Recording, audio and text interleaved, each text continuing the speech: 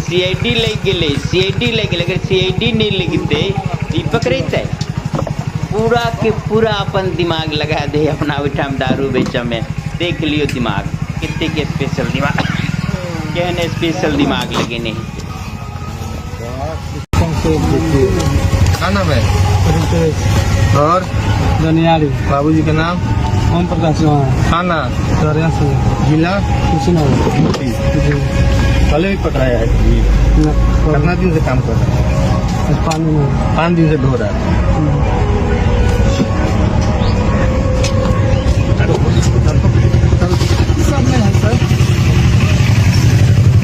हम तो कहे बेच ही के रहे तो लाइसेंस लो कब बेचे। अब कभी यहाँ सब लाइसेंस के तो मिले है तो अपना उठा में लाइसेंस मिले दारू बेचे के नहीं मालूम है।